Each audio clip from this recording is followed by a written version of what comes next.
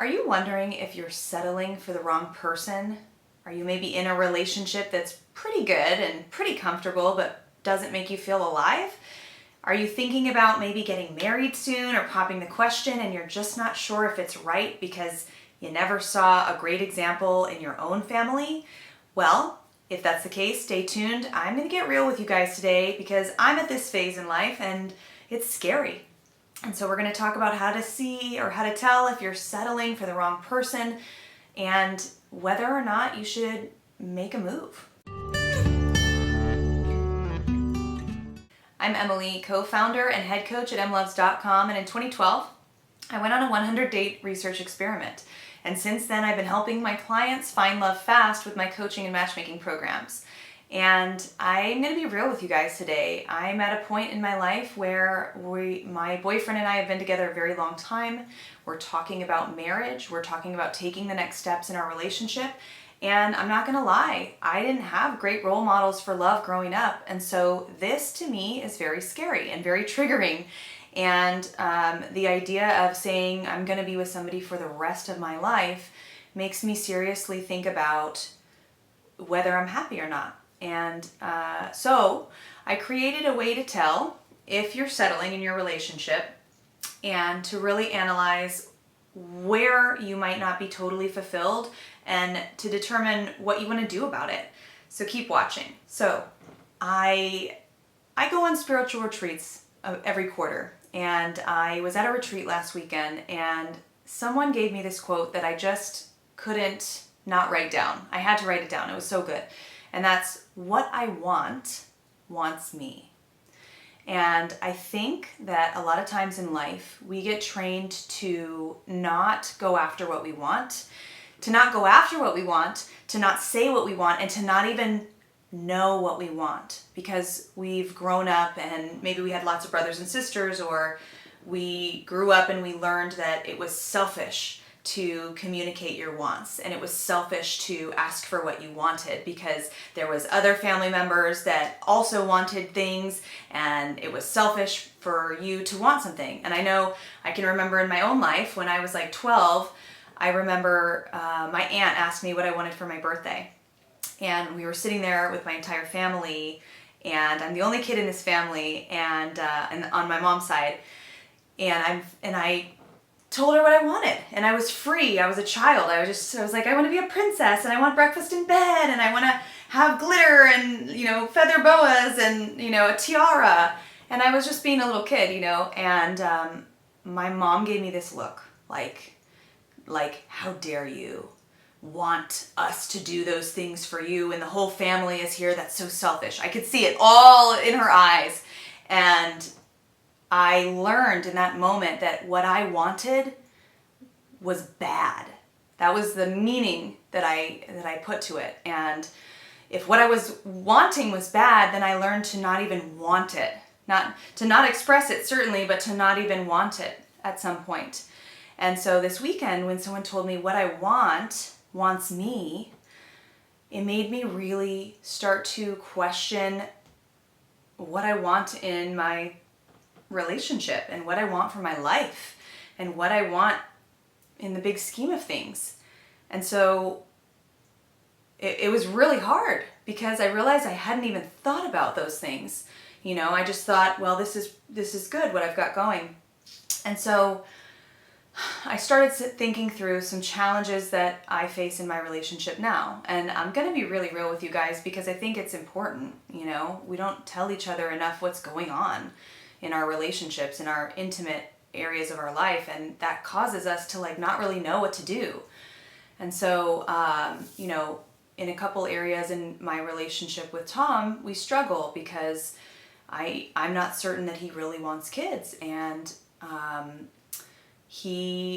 know that he's also kind of nervous because I have a history of addiction. I stopped drinking last year, but in my family, there's a lot of people who drink a lot, and that's partly a genetic thing. And so he has to make the decision of whether he wants to have kids with me, knowing that my genetics are going to carry that in, right? And then I have to make the decision if I want to be with him and I want to be with somebody that maybe doesn't want to have kids, or that maybe doesn't want to have kids with me.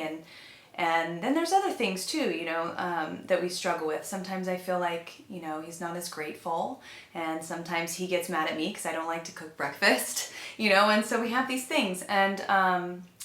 And so the other night I was thinking through some of them, and I realized that I could kind of create a map. And so I want to share this with you. But how to really tell that you're not settling, I'm going to take you through a series of questions that you can ask yourself, that I asked myself, that I thought was really interesting. And one thing that I hear him say a lot is, I have to ask myself, do I really want this? Do I really want a partner who has a history of addiction? Do I really want a partner who doesn't cook me breakfast? Do I really, and you could do this with everything, in your relationship. Do I really want a partner who hates golf? Do I really want a partner who doesn't want to travel? Whatever it is, you can do that. And so I noticed that he was saying, do I really want X? And I think that when you ask yourself that question, do I really want this? The answer is no, right? The real answer is no. Do I really want a partner with a history of addiction? No. And so then you have to ask yourself a series of questions to make sure that you're not settling. And so let's dive into some of those. The next question that follows, if you're starting to realize that you can say, hey, I don't want this. It's not even about, do I really want a partner who has this issue or this thing? And you realize, well, the answer is no, because I wouldn't be asking the question if I wanted that. So now I'm not lying to myself, I'm being honest, and I'm saying the answer is no. I don't want a partner who has a history of addiction. No, I don't want a partner who doesn't cook me breakfast. No, I don't want a partner who is not grateful for everything they have in their life. So you start there, right? I know I don't want this, but it exists in my relationship, okay? If I know that I don't want X, could be I don't want a partner with addiction issues, I don't want an ungrateful partner, I don't want a partner who doesn't want kids, whatever it is, you have 4 options. The first, option A, is to deny that there's an issue. So I don't want a partner who doesn't want kids. Oh, he really does want kids. I'll just go with the flow. Or I don't want a partner who has addiction. Oh, well, she stopped drinking, so she'll be fine. You could deny that it exists. So A is you can deny that the problem exists, deny that X exists, but that's kind of lying to yourself, right? Then you have B, you hope that this will change. I hope that addiction thing changes, or I hope they stop drinking, or I hope they stop smoking weed, or I hope that they become grateful, or I hope that they one day change their mind and want kids. That's option B. Option C, you can eliminate X. So if I know I don't want a partner who has a history of addiction and my current partner has a history of addiction, I can choose to eliminate my current partner. And that guarantees that, at least with that partner, you're not going to get X anymore. Then there's option D, which is I accept X. I accept that my partner has an addiction problem. I accept that my partner is ungrateful. I accept that my partner doesn't want kids. I accept this. I accept X. So you have those 4 options. The first is to deny. The second is to hope that it changes. The third is to eliminate it. And the fourth is to accept it. So let's dive into those. So if I'm trying to process and see whether I'm settling in my relationship or not, I'm going to start with A. So if I deny that X exists, I deny that my partner has a drinking problem, I deny that my partner is ungrateful, I deny that my partner doesn't like to make breakfast, I deny that my partner doesn't want kids, then what I'm really doing is I'm lying to myself, and I know for sure that the pattern is going to continue and X is going to show up again. If I go to option B, where I hope that something changes, I hope that my partner stops drinking, I hope that my partner stops smoking weed, I hope that my partner decides they do want kids, I hope that my partner suddenly becomes grateful for everything they have in their life, then I'm really stuck in limbo because I'm not dealing with reality. The reality is this is what's in front of me right now, and I cannot guarantee that it will ever change. So in a way, again, I'm lying to myself. So in other words, you're saying to yourself, I hope that one day X changes so that I can be happy. So now you're taking your happiness and you're pushing it aside for this maybe it will happen one day. So again, you're lying to yourself and you're not allowing yourself to be happy in the moment. Now, bear with me because I know this is really scary and I myself am going right through it, so I feel you. In option B, again, we're lying to ourselves because we can't predict the future, so we can have hope. But we're also kind of lying to ourselves because what we want doesn't exist in the current moment. So chances are we will see X pop up again. We'll see the addiction pop up again. We'll see the not making breakfast pop up again. We'll see the ungratefulness pop up again. We'll see whatever we don't want to see again. And so the pattern repeats because, again, we're sort of lying to ourselves. Then we get to C, eliminating X. If I eliminate X, it causes me a lot of stress. It causes me a lot of fear because I am now in the unknown. I don't know what will happen if I eliminate X. If I know for sure I don't want a partner who has a drinking problem and my current partner has a drinking problem and I eliminate my current partner, I decide I'm going to end the relationship, break up, move on, find what I want. Now I'm in the unknown. And I think this is really why we stay in relationships that maybe we shouldn't be staying in, because we don't know if we will ever find a partner who doesn't have that issue. We don't know if we'll ever find better, and we don't know if we'll find worse. Maybe this partner that we're with is so amazing, and if we leave, we'll never find anyone like them. And so that unknown really causes us to stay stuck because it's so scary. We just don't know what will come of it. And it gets even harder when you're in a healthy, happy relationship. You know, maybe you are happy, but there's this one piece of the puzzle that you're like, man, that's a really big piece of the puzzle. Like my current partner doesn't want kids and I really want kids. Or my current partner thinks that weed is a sacred medicine and I really think weed is just an illicit drug that shouldn't be used. These are huge differences. And if everything else in the relationship is really positive, it can be very, very difficult to eliminate X. So I feel you. That is just one of the 4 options. Basically, we're trying to decide, okay, if I eliminate X, will my life be better or will it be worse? Option 4, if I accept X, if I accept that my partner smokes weed every night, if I accept that my partner is never going to be grateful about what they have, if I accept that my partner does not want kids, if I accept that my partner like farts in his sleep, then that's my 4th option. So as an example, it could be, let's say you feel like you don't have the type of sex that you want or you don't have a really deep sexual compatibility. So if I'm accepting X, if I'm accepting that I will never have fulfilling sex with my current partner, then I am accepting that I'm repressing my sexuality. And it's really important to get to this point where you're actually consciously thinking through these things, because otherwise we're really just lying to ourselves. Can I accept that I'm repressing my sexuality? Can I accept that my partner smokes weed and there's nothing I can do about it? Can I accept that my partner doesn't want kids and I do? It's really important to have that tough conversation with yourself. If I find in doing this process that I cannot accept X, I cannot accept a life with unfulfilling sex. I cannot accept a life where my partner is smoking weed every day. I cannot accept a life where my partner is drinking every day. I cannot accept a life where my partner is, the mother or father of my child and they don't even want to be. If I cannot accept it, then I go back into the 3 first options. I deny that there's a problem. I hope that the problem will change, or I eliminate the problem.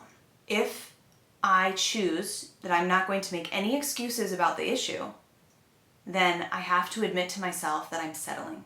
If I'm not going to eliminate X, and I'm not going to lie to myself and say that there's no problem here, then I have to admit that I'm settling for something less than what I feel I want and what I deserve. And part of me is believing that I only deserve so much, and I don't deserve that life that I really, really want. And then there's the settling because you don't know if what you really want, like deep down inside, is even possible. Maybe because what you really want, when you get really honest with yourself, is something that you've never seen before. Or it's something that you've seen but people have made fun of it before. Or you don't even know what it would be like. It's so different than the life you're living now. Or somebody taught you that to live that way would be bad and you would be wrong. And so you really want to start thinking through, what do I really want? Can I give myself permission to really imagine what I truly want and not what I think I want? And I have to tell you, a lot of this is coming out of inspiration from the book Untamed by Glennon Doyle. It's an amazing book, especially for women, but men as well. And it really helps us to get clear on what we want and why have we stopped even thinking about these things that we want. So you may find that you're just not sure if what you truly want exists, if what you truly want you can have. This is definitely where I was at when I started my 100 date experiment. I really didn't know if true love was real, that I didn't know if it existed. I hoped that it did, but that was what my journey was all about, is figuring out if true love really did exist. And now where my journey's at is to really ensure that if I make that commitment to a partner in marriage, that I am making that fully conscious. And I'm, if I'm settling, that I'm aware of it and that I'm understanding why I'm doing it. And so I'm going to say it like that because it's too easy to be like, oh, you shouldn't settle, you shouldn't do this and that. And I know myself, like, I teach this stuff. How could I possibly be settling for something that I don't want? But it's not always so easy. And I acknowledge that. And I want to be really honest and authentic with you guys, because if you're here because you're human, and this thing is tough. This love thing is tough. It's not clear cut. It's not black and white. It's not a cookie cutter. You have to figure out what you want for yourself and then decide whether you're going to go after it or not. I think that deep down, if we know that we deserve X, or we know that we deserve whatever it is that we want, then we understand that we have to eliminate X. We have to eliminate the thing that's keeping us from our full potential. And it's a really hard place to be. It's really easy to preach on a video and be like, you should do this, you're holding yourself back. But, I just realized in my own life that it's really hard. It's really hard to take that leap of faith into the unknown when you really don't know if what you want is possible. But I have a hunch that if you think that things could be better, I have a hunch that they can be. And I know they can be because I've experienced it in my life. But it is really scary because sometimes you're happy and sometimes you're really comfortable and sometimes you have a lot of family pressure to do things in a certain way. I know that Tom has a ring, and I know that he intends to propose, and that's a lot of pressure. And so if you're watching this and you're going through the same thing, or you've been through the same thing, all I can tell you is what I've heard. And I've heard that people sometimes go through with marriage and they go through with these big decisions, like having kids, when part of them knows they don't want it. And so if you're in this situation, I hope that I can help with this sort of blueprint, at least to gain some clarity on what's happening for you. And it doesn't mean you have a right choice or a wrong choice. It just means that you're going to give yourself permission to really explore what you want. And you're going to give yourself permission to be honest with yourself. And you don't have to tell anybody else. But at least beginning the process of being honest with ourselves, I think, is such an important place to be.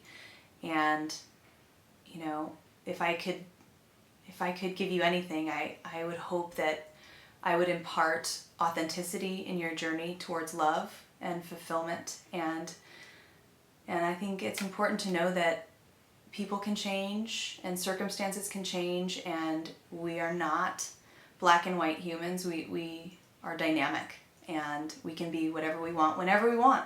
We can change how we are or who we are whenever we want. And so if you're wondering if you're settling, I encourage you to go through this mind map, if you will, and to really get real with yourself and ask the tough questions and be willing to face the truth.